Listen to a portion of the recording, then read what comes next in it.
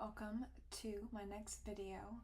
This is the blog I just wrote called I Became the Safe Place I Was Looking For by B, the Wicked Next Door. Please enjoy, and I give you a little plant tour in the video. I became the safe place I was looking for.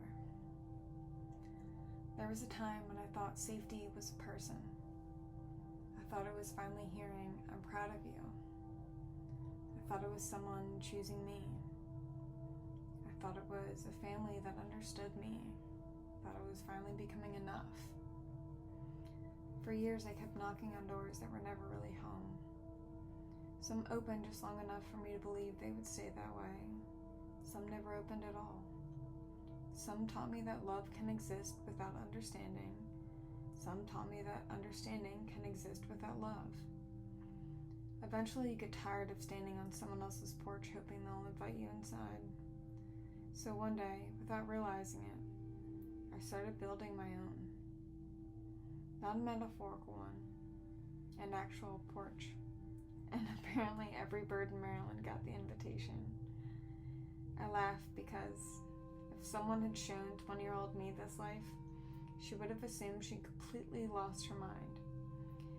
You mean someday your biggest excitement is going to be baby Phoebes?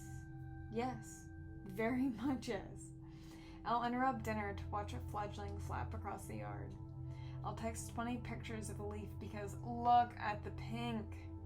I'll cry over a bird's first flight. I'll proudly announce that my monstera made another fenestration, like I personally negotiated with evolution. Somewhere along the way, my life turned into a Disney movie directed by a sleep-deprived forest witch. Honestly, 10 out of 10. My house sounds different now. The mornings begin with coffee. River stretches dramatically because apparently waking up is emotionally exhausting. Cooper waits to make sure breakfast has been approved. The birds scream. Plants demand inspection. There's usually dirt somewhere on my shirt before 8 in the morning. Some people check stock prices. I check leaves. The funny thing about healing is that nobody tells you how wonderfully weird it becomes. You spend years thinking recovery is about stopping something. Stopping drinking, stopping running, stopping hurting, stopping surviving. Then one day you realize recovery isn't mostly about what stopped. It's about everything that quietly started. You started planting tomatoes. You started trusting yourself. You started laughing so hard you snorted over squirrel statues holding acorns. You started making focaccia because why not?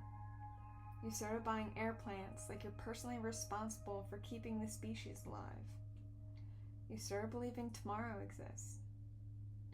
People ask why I have so many plants. I never knew how to answer that. Because they're pretty? Sure.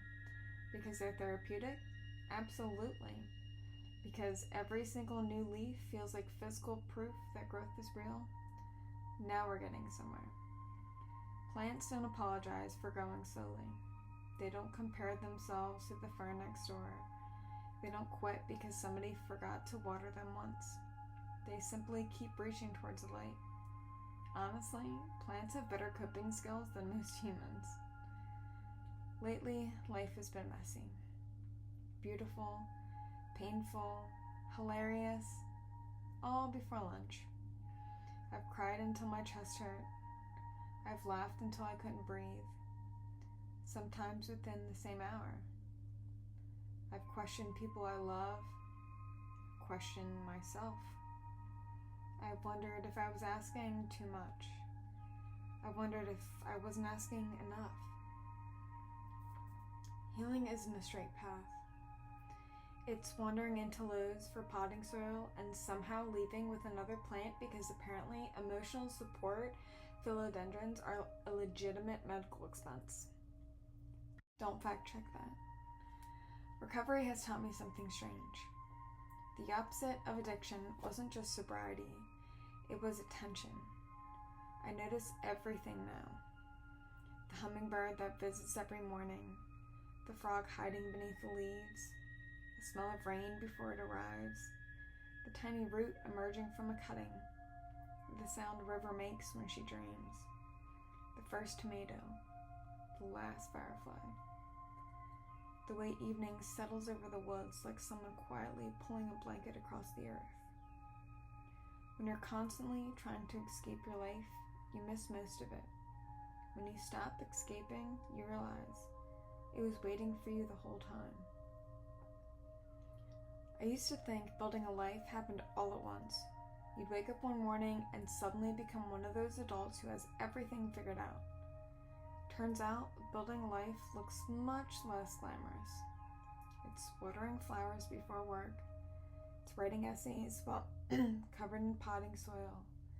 It's hosting recovery meetings because maybe someone else needs hope tonight. It's showing up again and again and again. Sometimes carrying your own heart in pieces. Sometimes carrying someone else's until they can hold it themselves. I've learned something else recently. Peace is surprisingly ordinary. It isn't fireworks. It isn't some dramatic movie ending where all your problems disappear and everybody suddenly apologizes. Peace is sitting on your porch while baby birds argue with their parents. It's bread cooling on the counter. It's dirt under your fingernails. It's your dogs asleep beside you. It's realizing your nervous system no longer expects disaster every 5 minutes. That feels almost supernatural after the life I've lived. I still have hard days, of course I do. Some grief never completely leaves. Some people never become who you'd hope they'd be. Some questions stay unanswered. But here's what changed. I stopped waiting for someone else to rescue me. Without noticing, I became the person who waters the garden, who feeds the birds, who lights the candles, who hosts the meetings, who comforts frightened animals, who comforts frightened people, who keeps showing up, who keeps planting things she may never fully see bloom.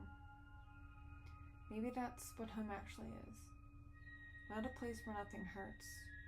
A place where hurting things are allowed to heal. Slowly, patiently, without having to earn the right. Years ago, I was desperately searching for somewhere safe. I searched inside relationships, inside other people's approval, inside the next achievement, inside tomorrow.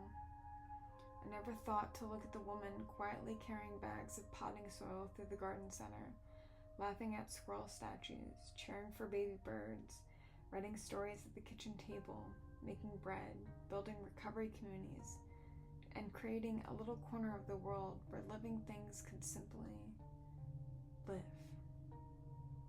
She had been building it all along. One bird feeder, one meeting, one flower, one essay, one stubborn little seed at a time. And somewhere between the gardens, the dogs, the woods, the laughter, the grief, the recovery, and the wonderfully chaotic life I almost didn't stay alive to experience, I finally realized something. I wasn't looking for a safe place anymore. I had quietly become one. Thank you for watching and listening.